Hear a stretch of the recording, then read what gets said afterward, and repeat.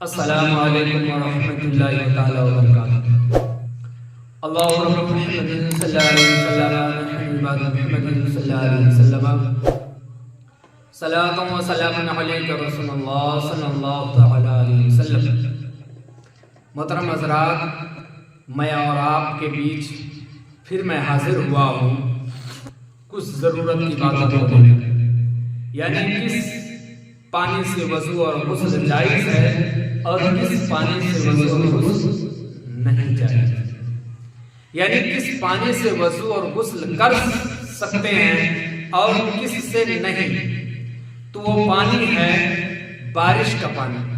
یعنی بارش کے پانی سے وضو اور غسل کر سکتے ہیں، اور سمندر کا پانی، دریا کا پانی، ندی نالے کا پانی، چشمے کنویں کا پانی، بڑے حوض اور بڑے تالاب اور بہتا ہوا پانی، اولا اور برف، ان سب پانیوں سے وضو اور غسل ہر قسم کی طہارت جائز ہے۔ یعنی میں نے جتنی چیزیں گنائی، ان ساری چیزوں سے ان جگہوں پر وہ پانی ہے، تو ان پانی سے ہمیں اور آپ غسل اور وضو کر سکتے ہیں، اس میں کوئی دقت نہیں ہے۔ اور میں آپ حضرات کو یہ بتاتا چلوں کہ بہتے ہوئے پانی، یعنی بہتا ہوا پانی ہے کیا چیز،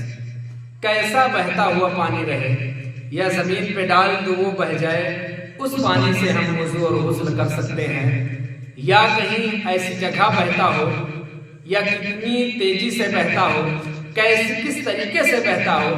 وہ میں آپ حضرات کو سمجھاؤں۔ میرے پیارے سنو، بہتا ہوا پانی وہ جو تنکے کو بہا لے جائے، یعنی بہتا ہوا پانی وہ ہے جو تنکے کو بہا لے جائے، یعنی پانی بہ رہا ہے اور اس میں ایک چھوٹا سا تنکا ڈال دیا جائے اور اس تنکے کو وہ پانی بہا لے جائے، یہ پاک اور پاک کرنے والا ہے۔ یہ پانی پاک اور پاک کرنے والا ہے، یعنی یہ پانی جب وہ بہا لے گیا اس تنکے کو، تو وہ پانی پاک ہے، اور اس سے ہم پاکی بھی حاصل کر سکتے ہیں، اور نجاست بڑھنے سے ناپاک نہ ہوگا، یعنی نجاست اس میں پڑے گی تو ناپاک نہ ہوگا، یہ نجاست اس کے رنگ یا بو کو مزے کو نہ بدل دے، یعنی جب تک وہ نجاست اس پانی میں پڑے اور اس پانی کی نجاست کی وجہ سے رنگ اور بو اور مزہ سب کچھ بدل نہ جائے، تب تک وہ پانی ناپاک نہیں ہے۔ اگر نجاست چیز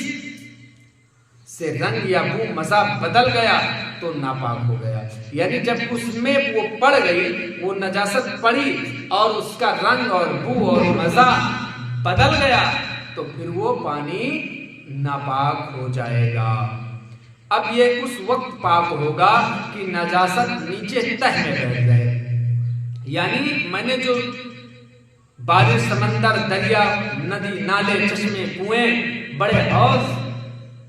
ان میں اگر نجاست پڑ گئی اور وہ نجاست جب تک نیچے تہ میں بیٹھ جائے اور یہ تینوں باتیں ٹھیک ہو جائیں،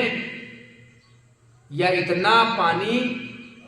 ملے کہ نجاست کو بہا لے جائے، یعنی وہ نیچے بیٹھ جائے اور اس کی رنگ اور بو اور مزہ یہ تینوں چیزیں بدل جائیں، اوپر پانی صحیح ہو جائے، تو ہم اور آپ اس پانی سے غسل اور وضو کر سکتے ہیں، یا اتنا پانی ملے کہ نجاست کو بہا لے جائے، یعنی نجاست کو اتنا تیزی سے بہتا ہوا پانی ہو کہ اس نجاست کو وہ پانی بہا لے جائے، پانی کے رنگ بو مزے ٹھیک ہو جائیں، یعنی جب بہ گیا تو اس پانی بہنے کے بعد اس پانی کا رنگ اور بو مزہ ٹھیک ہو جائے، اور اگر پاک چیز نے رنگ بو مزے کو بدل دیا تو وضو و غسل اس سے جائز ہے، یعنی جب پاک پانی نے اس کا رنگ اور بو مزہ بدل جائے تو اس پانی سے وضو اور غسل کر سکتے ہیں، کوئی اس میں دقت نہیں ہے، جب تک چیزیں دیگر نہ ہو جائے۔ یعنی جب تک اس میں کوئی ایسی دقت نہ آئے تب تک اس سے وضو اور غسل کر سکتے ہیں۔ آئیے میں آپ حضرات کو حوض کے بارے میں بتاؤں۔ جیسے ہمارے اور آپ کے معاشرے میں بہت سارے لوگ ہیں جو اپنے ایک ٹب لے لیتے ہیں، اس ٹب میں 2-4 بالٹی پانی ڈال دیتے ہیں اور ڈالنے کے بعد اسی سے وضو کرنا شروع کر دیتے ہیں اور بالٹی بھر لیتے ہیں، اس بالٹی سے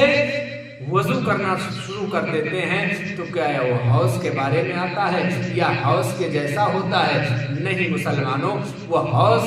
کے جیسا نہیں ہوتا ہے۔ اس میں سے جو وضو کرے گا وہ اس کا وضو نہیں ہوگا۔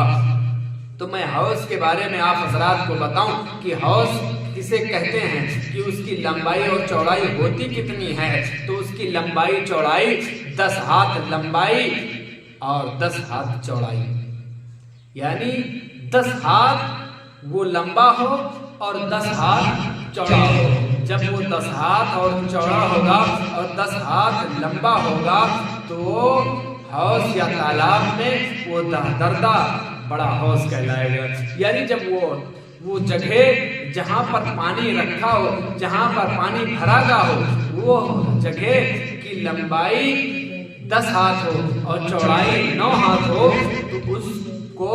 بڑے حوض اور بڑے تالاب کے حکم میں ہوتا ہے۔ اس سے ہم اور آپ وضو اور غسل کر سکتے ہیں۔ یوں ہی نہیں، اگر 20 ہاتھ لمبا اور 5 ہاتھ چوڑا ہو یا 25 ہاتھ لمبا اور 4 ہاتھ چوڑا اور 4 ہاتھ چوڑا، غرض کل لمبائی چوڑائی حاصل ضرب سے 100، یعنی اس کی کل لمبائی چوڑائی اتنی ہو کہ اس کا ضرب دیا جائے تو وہ 100 آئے۔ اور اگر گول ہو تو گولائی تقریباً 35.5 ہاتھ ہو، یعنی جب وہ گول ہو اور جب گولا بنا ہو، گول ٹائپ میں یا گول جگہ بنائی گئی ہو، لمبائی چوڑائی میں نہ بنایا گیا ہو، اس کو گولائی میں بنایا گیا ہو، تو جب اس کی گولائی بنایا گیا ہو تو 35 ہاتھ ہو اور گہرائی اتنی کافی کہ اتنی سطح میں کہیں سے زمین کھلی نہ دکھائی دے۔ یعنی جب اس کو اتنا گہرا بنایا جائے کہ اوپر سے ہم اور آپ اگر دیکھیں تو اس سے اوپر سے زمین دکھائی نہ دے۔ ایسے حوض کا پانی بہتے پانی کے حکم میں ہے، نجاست پڑنے سے ناپاک نہ ہوگا، یعنی اس میں نجاست پڑے تو ناپاک نہ ہوگا جب تک وہ تینوں باتیں رنگ بو مزہ نہ بدل جائے تب تک وہ پانی ناپاک نہ ہوگا، جب تک نجاست کی وجہ سے رنگ یا بو مزہ